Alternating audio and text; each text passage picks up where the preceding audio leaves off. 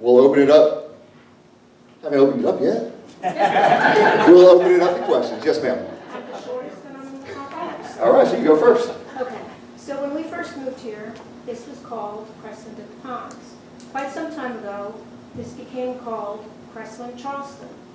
Are you going to call us Cresswind at the Ponds or Cresswind Charleston? Culture Marketing changed the name to Cresswind Charleston.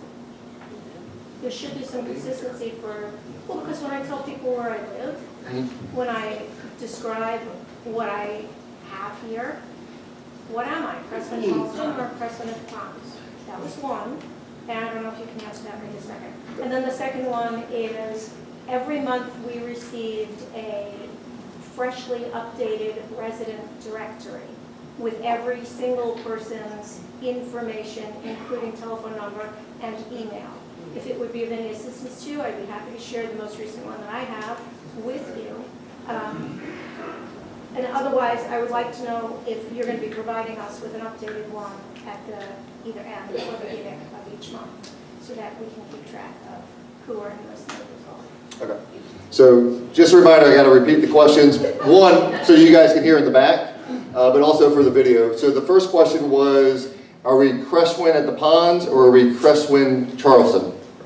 Okay, so I will have to get into, I don't know about the culture changing the name. We refer to you guys as Cresswind at the Ponds. That's what your documents say. So we can figure that out. Also a good question to ask next week. But as far as everything we have in the background, it's Cresswind at the Ponds. The second question was a directory of homeowners. So the website that you're going to receive a link for to sign up to on Friday will have a registry on it. The caveat is you, the homeowner, have to share your information. By law, we are not allowed to share your information with everybody unless you sign off on that. So we can work with you, we can remind people to go on, we can show you how to do it. But there will be a directory there. We just have to get everybody to say yes to sharing their information. And you can share, if you want to just share your name and phone number, name and email address, whatever you want to share, it'll give you those options. But we'll work with the community and we'll probably put together a template on how to do that and just send it out as one communication.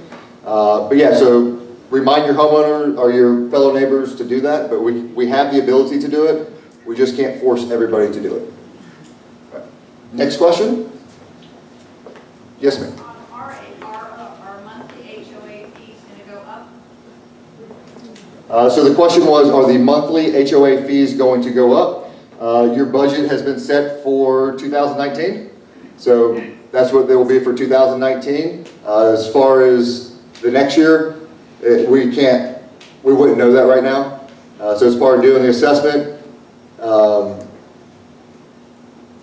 my personal philosophy in life is we would love to have see a little bit of increase every year to keep up with inflation. However, as you build out and more homes come on, that will kind of dictate a little bit of where that's at.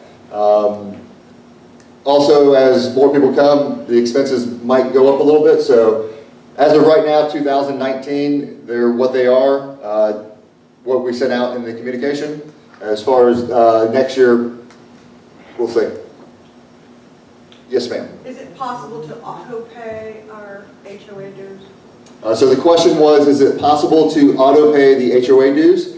It is. If you want to get with Dan, we can show you how to do that. Okay. But there is a way to go online and set it up as auto-pay, Okay. whether it's from your banking account or a credit card, however you'd like to do it. Yes, sir. The capacity that this room can hold is approximately 80 or 90 people. Okay. What happens when you have an indoor event?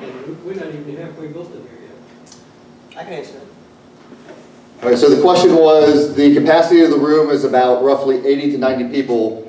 What happens when you're at full build out and now we don't have enough room to hold for the events? Okay, so this happens everywhere. At Lake Lanier, it happens, even though the clubhouse is bigger. First thing I'll probably try to do is or Jana can do, or Dan, is get with the fire marshal and find out exactly what it is that this room fire code capacity is. And there's different things about that. It's whether it's just chairs, whether it's tables and chairs, is square footage per person is how it all works out. So we need to figure that out. And just so you know, at least the way We normally do things, almost all of the HOA events we do is with table seating, not just chairs. And the reason is, people like to bring their wine, they like to bring their food, they like to sit and talk with people. It's very difficult to do if you're sitting like this. So that limits the number of people that can come in. And as you grow, and as of course the events get so fantastic, there's going to be a point where everything gets sold out. That is disappointing for many people. So we've come up with some really creative solutions. I think New Year's Eve is one that already happened here. Now you can't do anything about New Year's Eve unless you want to celebrate New Year's Eve on a different day. But for future events where things start selling out, I always in the back of my mind have that thought. And when I'm talking to the entertainers or the artists, I find out if they have a show after, before, and I have them hold that date. So if we sell out a Friday night, we may add a second show Saturday.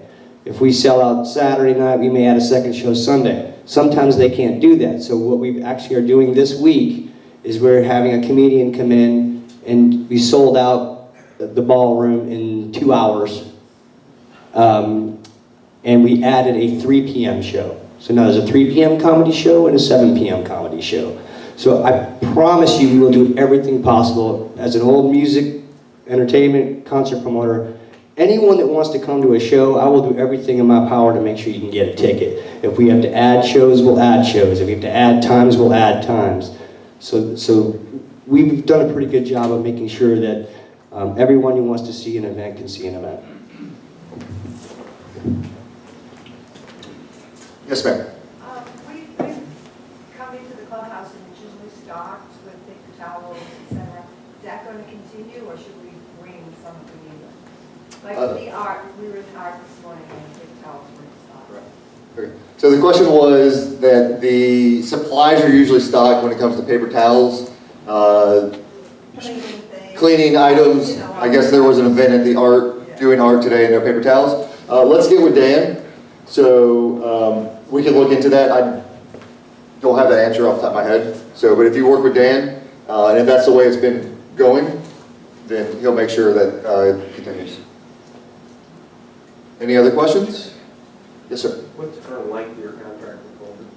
The current, okay, so the question was, what is our current length on our contract? It's 1 year. 1 year. You trying to get rid of us already?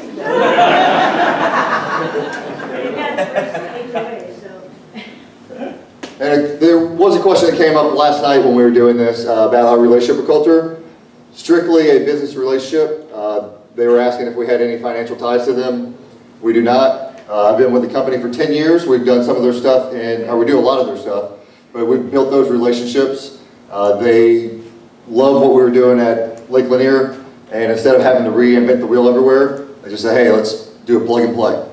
And then kind of customize it to that association at that time. But all the behind the scenes things that we do, so that's how we win the business. Any other? So, in 1 year, you're going to, maybe Coulter will decide you stay another year? Will the residents have any input into that? I mean, what if we want you to stay and Coulter is not in that agreement with us? So the question was, what happens in a year if Coulter wants us to leave? That won't happen, we promise. But the residents wanted us to stay. So at the moment, you do have some resident advisory board members, and so you would want to speak to them. But Coulter being the declarant, they're able to make those decisions. So we promise that we won't give anybody, the homeowners or Coulter, any reason to want to even look at making a change. It's obviously, as we talked about a little bit today, it's a painful process for everyone involved. So you don't want to go through that too many times. But I think that everything will be fine. Yes, sir. What is the longest continuous period that you've been at any one Coulter facility? Specific to Coulter? Yeah, so the question was, what's the longest continuous time we've been with Coulter at one property? I'm not not sure on Coulter specifically, but we've got clients we've had for 24, 25 years continuously. We've got many of those long tenured clients. Yeah, and I would say as far as the Cresswind products we mentioned today, we've been at Lake Lanier for 8 years. So once we get in, like we would like to think that we stay around for a while. So I guess 8 years with Coulter. Yes, ma'am. Do you have any other facilities where you have two distinct populations like the Ponds and Cresswind? We do. So Coulter is actually building another one right now in Georgia that we'll be managing. Same kind of setup where you have a Cresswind product and a normal HOA association. Do you have any? Charlotte is just Cresswind, it's not a master on top of it. Yeah. So we have a few. We have two, like I said, Coulter's building one, and then another developer we're working with has one as well.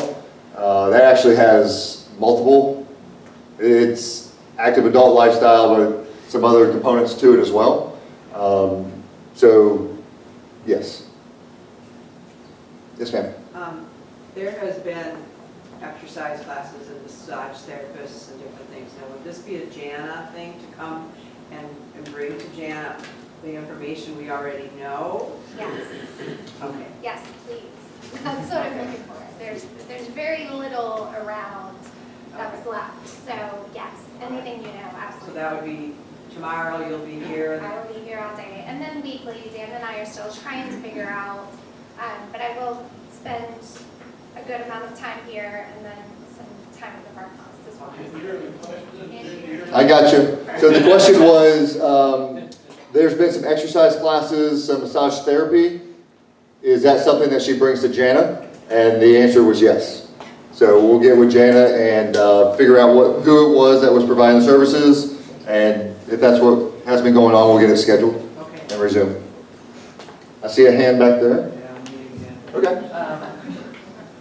I understand most of the events are for, in our area are for Cresswind residents only.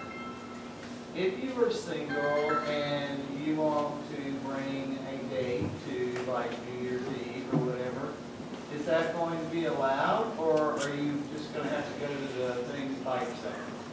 All right, so the question was, the events within Cresswind are for Cresswind residents only. If you're single and you'd like to bring a date to a New Year's Eve event or one of the concerts, is that allowed?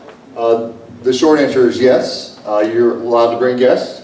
You do that all the time by tickets, guest tickets? Yeah. Actually, what we do, we actually have a very large single population in a lot of our communities. And for whatever reason why, I think our singles club we have has 280 females and 12 males.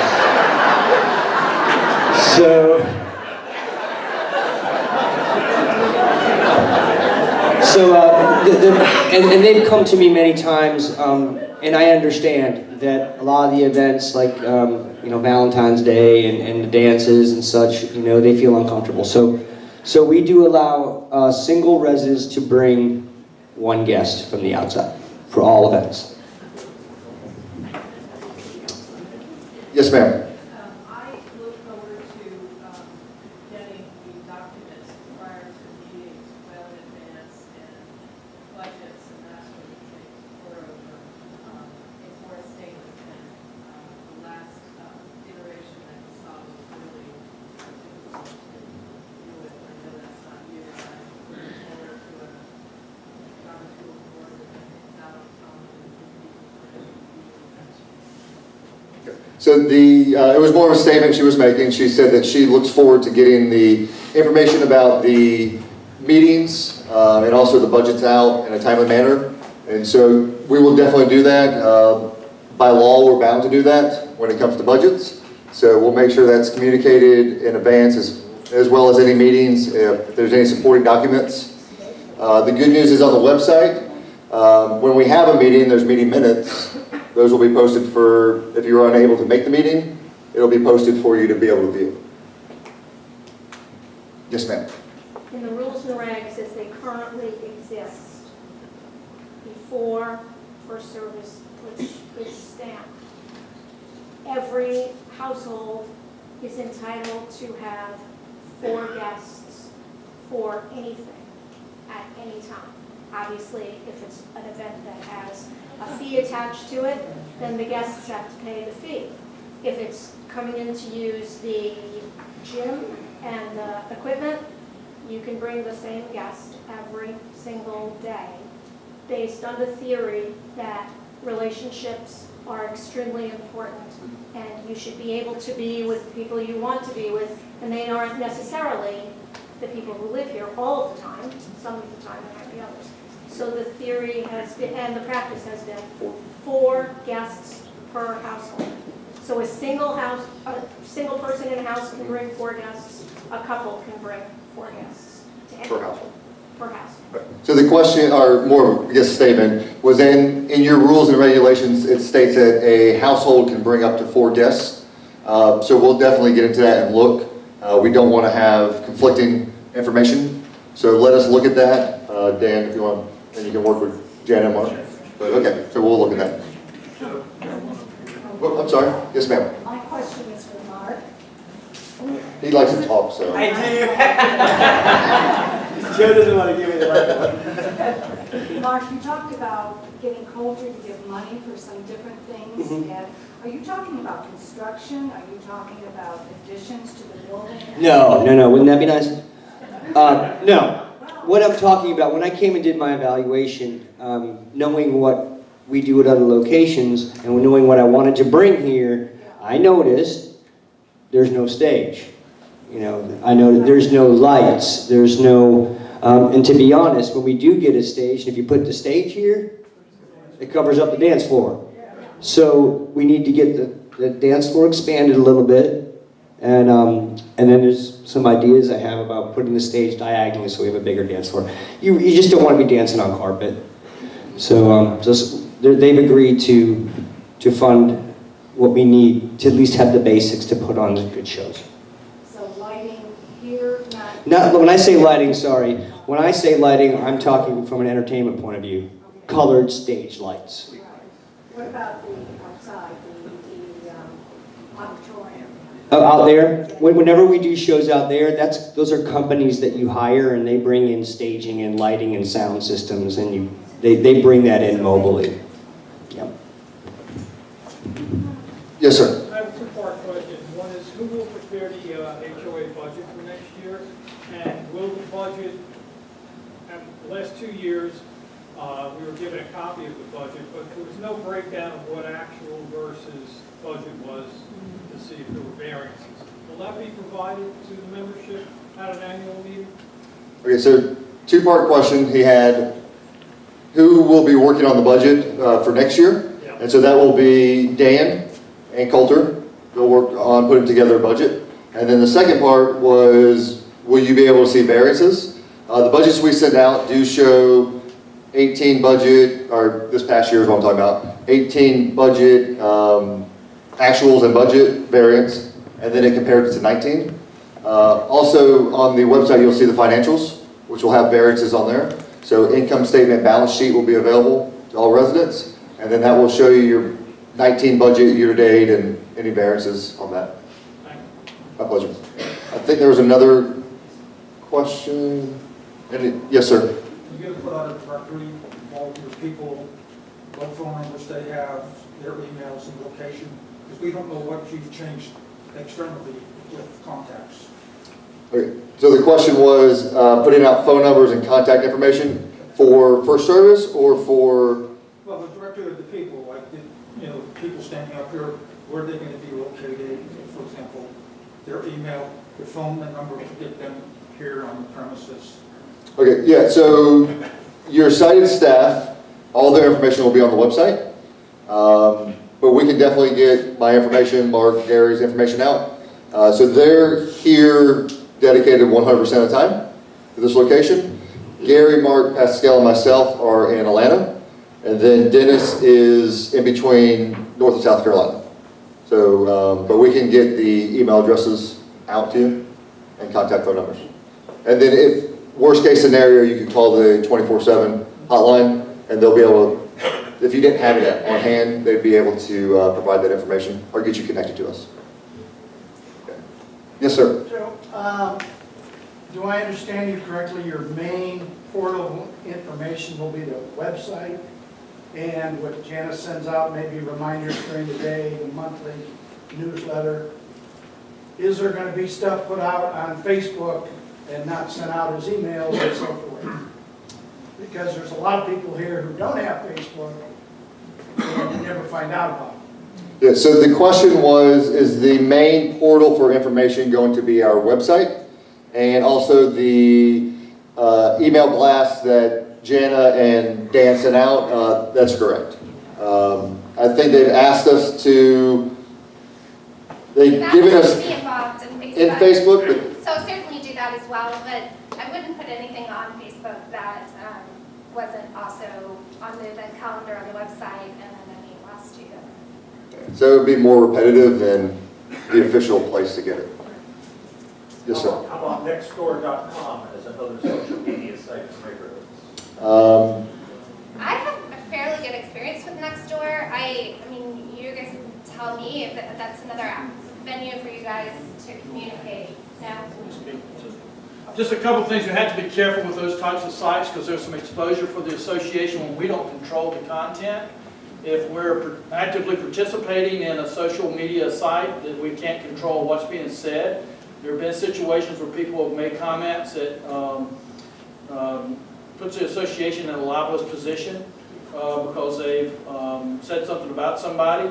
We've even had the federal government come after us, Fair Housing, for some things like that on a Facebook page that we didn't have anything to do with, but because the community name was on there, they came after the HOA. So we can't really get ourselves involved in social media where we don't have control of the content or what residents are saying to each other, because if we do, then that puts the association, which means you, in a libelous position sometimes. So we have to be very careful about those things.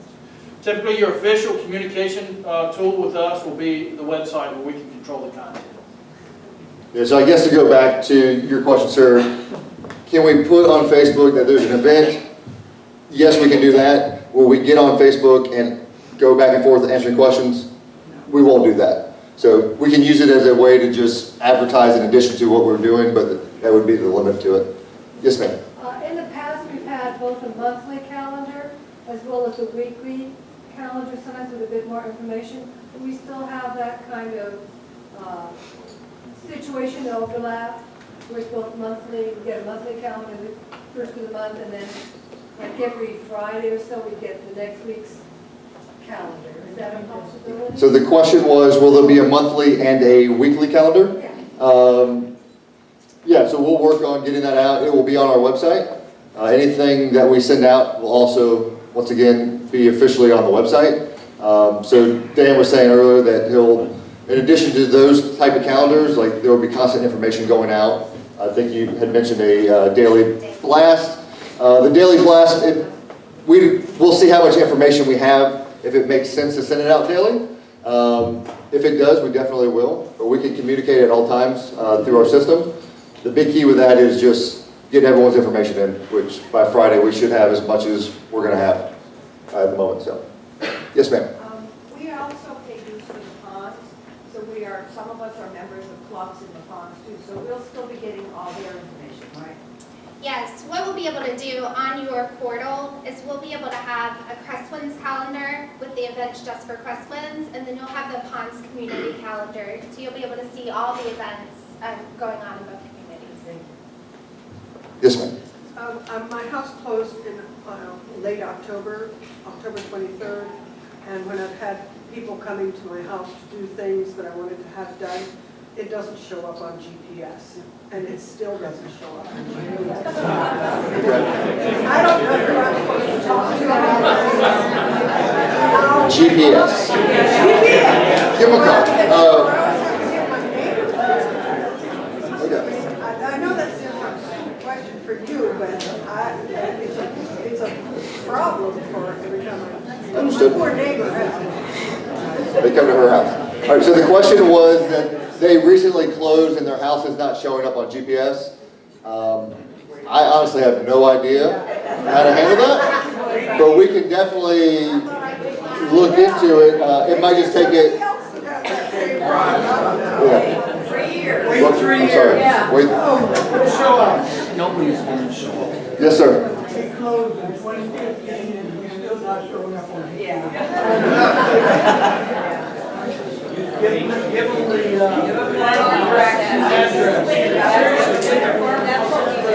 and then tell them. Yes, ma'am. Ways it works better than Google audience. So Do, okay. yes, it'll show up, and if you tell your workers to just Google Cresswind at the Ponds, it'll show. But it, you know, it might not show your individual address, so when they get to the gate, I just have them call me, and then I tell them how to get back. So this seems to be a widespread issue of it not showing up. So Waze, we were told, works a little better with that. Okay. Somebody had a question in the back? Yes, sir. Next hurricane that comes through, will there be somebody that we can contact? In the past, it's been like 2 to 3 days before it hits. There's nobody around. You know, there's stuff rolling around outside. There's nobody to contact to say, hey, come pick it up. We're on our own, basically, for 2 to 3 days before anything hits. Yeah, so the question was, come hurricane season, if there's stuff blowing around, is there somebody that you can call? You can always reach out to management. There are situations, and so when we get closer to that time, we'll send out an e-blast. We have a whole SOP on how we handle those situations. And being from South Florida, I understand, and I'd have to do it all the time. So we'll send out an e-blast, but the staff is still here up to a certain point. And at that time, it doesn't matter who you call, they're not coming out. So we deal with it a little bit on a different angle with snow and ice in Georgia, where people want us to go up to the roof and clean off the satellite dish. They're not getting the signal. So yeah, so you'll have access to the staff. If it's safe for them or somebody else to come out and deal with the issue, they will. If it's not, then we're just going to have to wait. But One of the problems was also that 2 to 3 days beforehand, this was all locked up. Nobody around had a key. How do you get in? How do you? there's That's something that we're going to need to address. okay. So, just real quickly, I can speak on the recent Hurricane Florence and what we dealt with in Myrtle Beach in the area.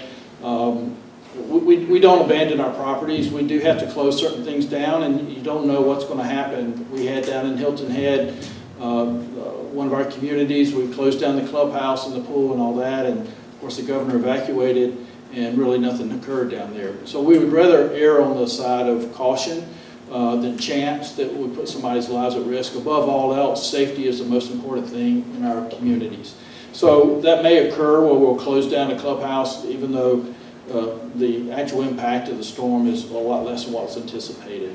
However, we're not going to abandon folks. I will tell you, during Hurricane Florence, one of the first things we did was we had some national calls with our national vendors and lined them up. And one of the things with FirstService Residential, when we work with vendors, they understand that when we call, we go to the top of the queue. We don't go to the bottom of the queue. And so we already had our vendors lined up so that when we were able to get back into communities, we got first priorities for cleanup and all that sort of thing. We had many clients who evacuated. By the time they came home, their communities, you couldn't even tell a storm had happened there. Secondly, we applied to the state, to FEMA, to get the ability to come back in early before the evacuation was lifted so we could do assessments on our properties and start working. We'll do the same here. We also continued throughout the day with our team in the Carolinas, with the executives and all of our managers. We had 2 conference calls a day. What's happening out in your communities? Where do you need help? What communication do we need to send out? We were sending out 2 and 3 communications a day to all of our residents. So even those that were evacuated, they knew what was happening on their property. We actually had people out and about looking at things and inspecting things. So yes, we had some of our associates told us about, basically they got emails from their management company said, this is the last email you're going to get because we're out of here. We didn't do that. We stayed and kept everybody informed and kept on top of things. So we will do the same here. All of that makes sense except closing the clubhouse. Because this is where we can assemble, this is where we can organize, this is where we, you can make your command post. So closing the clubhouse is the last thing you want to do. If there's a mandatory evacuation, we are not going to leave the clubhouse open. And that was my point. Any other questions? Yes, this gentleman, you're over 2 feet above the road surface, which most of the houses under, according to what building codes they want. I know you're not the builder. It should have been done. I just bring that to your attention. But this gentleman has an excellent point where sometimes maybe people that can't leave because whether a wheelchair, oxygen, or something else, you want to reconsider and not make a blank statement. Well, what I mean is we're always going to take the safety of the residents first and foremost. And every You didn't say situation. that. Well, I apologize if I misspoke. So every situation is a little bit different, so we look at every situation. But first and foremost, always the safety of our residents is at the forefront of our mind in those situations. Okay. It's fine. It's fine. You have to get up. You gotta go. After your presentation, I'm going to surmise that your events are going to be really popular. And in the past, we could click on the link by the calendar, get to the event and register for it and actually pay the fee or whatever it is, the tickets from the calendar. So how are you going to announce your events? And because it's going to be... Yeah, well, the way we do it now, and we will be... Oh, I'm sorry. She wants to know that how we're going to promote the events, how you're going to be able to buy the tickets to the events, and so forth. So, as these guys have mentioned, we have a more bells and whistles website coming out in the next 30 to 60 days, we hope. We're doing that right now. That website itself will have, a way you can buy tickets. It's called WePay. We're testing it right now. We're going to make sure that it works, and if there's any extra cost to pay by credit card or whatever. So I think we're going to figure out exactly how initially right now how we're going to be able to buy tickets. Now we're going to promote the events just through emails. Hey, events coming up. Here's a picture of the entertainer. If there's a video link, so you can see the video of the band if they have one, or a comedian if they have one. And then right now, to correct me if I'm wrong, but we're still going to be able to bring a check down to the front desk until we have a fully automated online ticketing system. Yes, sir. Mark, are you going to announce, I think what she's talking about is, are you going to announce at 2 o'clock the tickets will go on sale? Yes, that's how we do it. We say at 11 o'clock tickets go on sale.